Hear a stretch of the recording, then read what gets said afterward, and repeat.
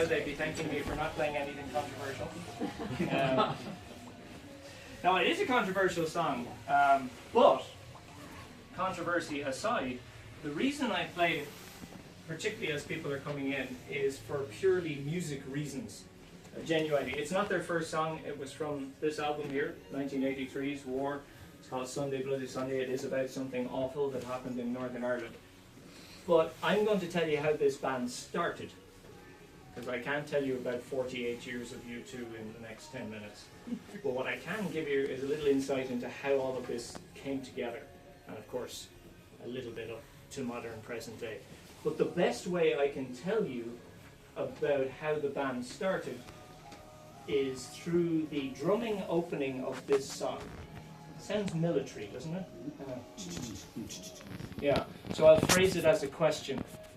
Does Larry Mullen Jr., the drummer from U2, sound like he might have learned how to play the drums in a marching band? He did. So Larry Mullen Jr., who is from North Dublin. Really good. Yeah. You knew that though, right? The culture norm. Larry's from a place called Artane, which is a suburb of North Dublin, about 15 minutes drive from me, just on the other side of the river from here. When he was about 13, he had saved up enough money with his parents' help to buy a drum kit. Not these are working drum kit that we still use in rehearsals. It's a working rehearsal room you're in. But after buying the drum kit, he then didn't have enough money for private drumming lessons, so he joined a marching band and got them for free. Clever boy. But his long-term plan, of course, was to be a rock star, not to be in a marching band. So when he felt confident, and he felt he had the skills, he's almost 15 at this point. We're talking about September 1976. He walked into his secondary school, what we call high school in Ireland.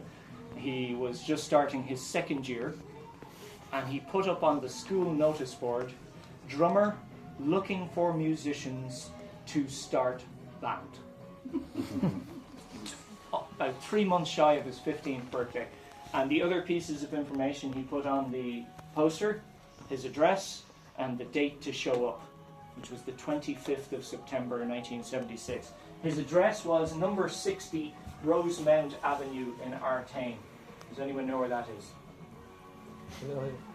I mean, you might say, well, of course you do, Alan, because you've done your research. This one I didn't have to. That's 2 minutes walk from my front door. Yeah. So just around the corner from where I live and where I grew up, the band U2 started. My mother wouldn't let me join the band. She was very strict. Something about me being one. Pretty young. But at the same time as I was about one, my musical skills were something equivalent to Adam Clayton's at the time. I'm not being unkind, but he wasn't a musician. What he really wanted to be was in a rock band. And he showed up kind of more hope than expectation. He did own an acoustic guitar, Adam, but he was completely trumped by a guy called Dave Evans, also known The Edge, who showed up that day with his own electric guitar. And Larry said, sorry, we have a guitar player. And he said, okay, and you have a drummer? He said, yes, I'm the drummer. What about singer? Well, there's a guy sitting in the kitchen, 15-year-old Paul David Hewson. Some people might call him. Oh no. And he says he has a copybook full of songs, and he says, I write songs and I can sing. And as it turns out, he does and he can. Have you ever heard Adam Clayton singing? Exactly. He wasn't a singer.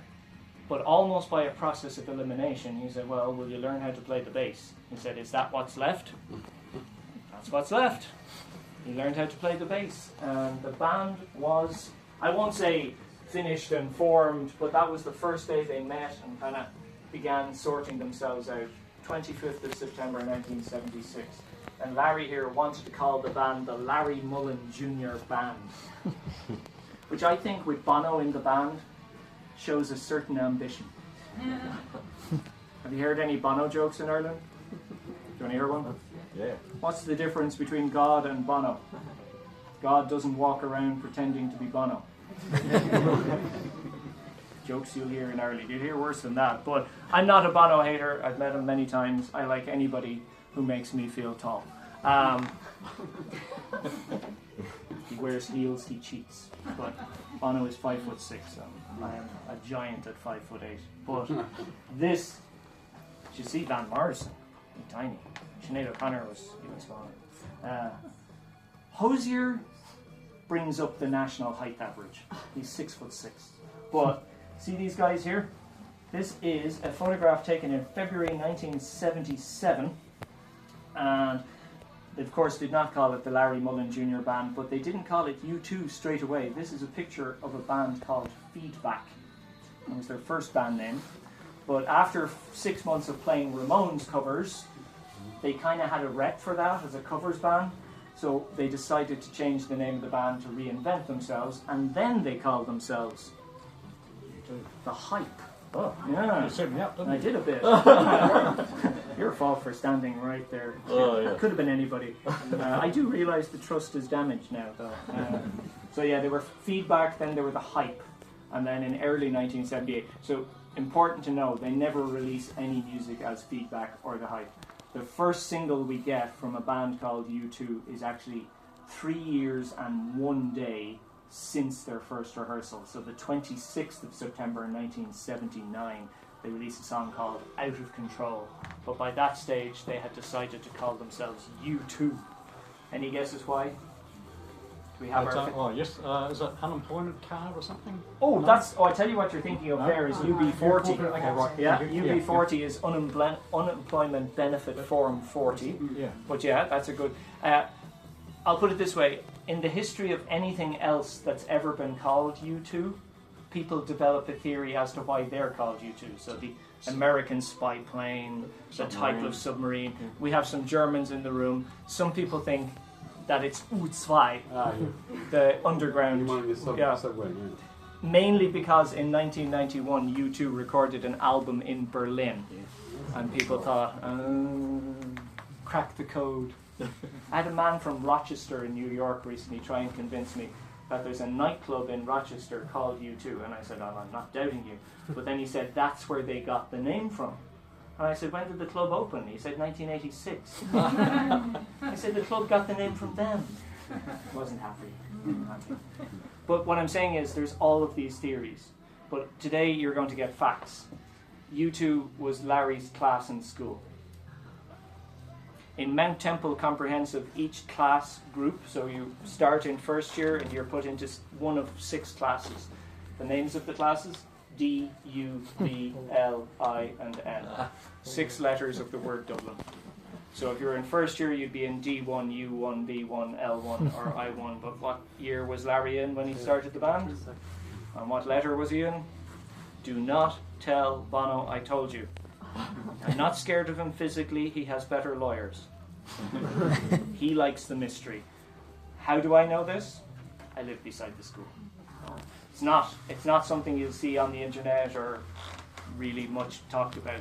But my next door neighbour right now, Philip, has 2 teenage boys in that school. And they are called Ben and Rian. Ben is in first year, he's in L1. And his older brother Rian is in third year, he's in U3. Which last year was a better story. I could tell you all he's still in U2, but in September he'll be going into U4, and that's how it works. So not all schools in Dublin use that system. Most schools use ABC. Some schools just use like names of things. Like in my school it was Irish Saints. It doesn't really matter so long as it makes sense. The system makes sense to the school. But in their school to this day, there are still people right now in a class called U2. Yeah. So don't tell Bono. You I'm worried about. Of our earlier interaction. But yeah, that was where they got the name from. And their first proper album came in 1980, of course, Boy, which also features the song Out of Control, their first single. They're clever boys, so by their second album they also make a music video, Gloria, which gets played on, MTV. Really starts building that fan base in America, really starts building momentum. And then in 1983, the one that got the world's attention, songs like Sunday Bloody Sunday, New Year's Day. I won't say it made them megastars, but they were out there. And then you need a little bit of luck, don't you? In 1985, another Irishman, Bob Geldof, organised something called Live Aid.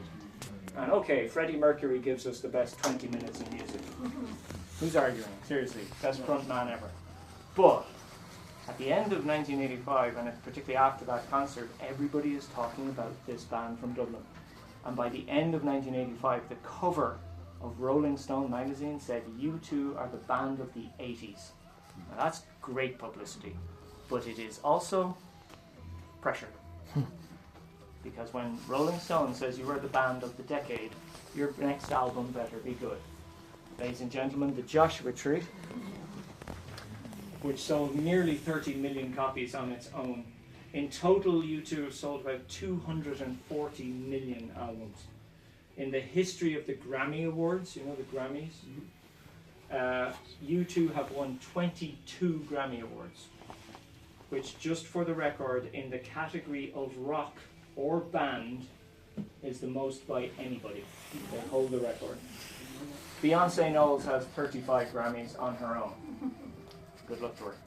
But in the category of rock, Bruce Springsteen has 20, Paul McCartney has 18, but U2 top the list with 22. And they are the most successful band to ever come out of this island. Does everybody love them in Ireland? No. They have I think in Ireland we prefer humility to success. So they have that sense of maybe outgrowing their working class roots. Can Bono be a bit much? Yeah, he can. But that's okay. A rock star with an ego shouldn't make any of us fall over, right? But what I will say is, it's a remarkable story. And 48 years ago, by the way, I didn't tell you, but this picture was taken in this room. Wow. So we may not be the place where the band started. That was Larry's house. These are the first proper studios that they used. And there they are in rehearsal room number 4 in February 1978. So we knew them very well back in the day, long before my time, of course. But I grew up with U2. That corner of the room is the soundtrack to my childhood. I love those albums. Do I love everything they've ever done? Maybe not. But do you want to know the most remarkable thing about U2? And I'll leave you with this thought while I just make sure the cinema is ready. Can anybody name one other band, who's been going as long as they have, or longer, is still going, and has the same original lineup?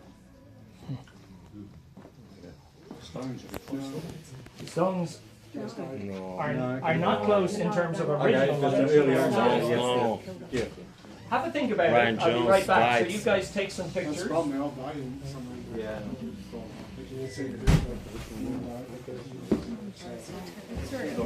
Yeah, move around. So.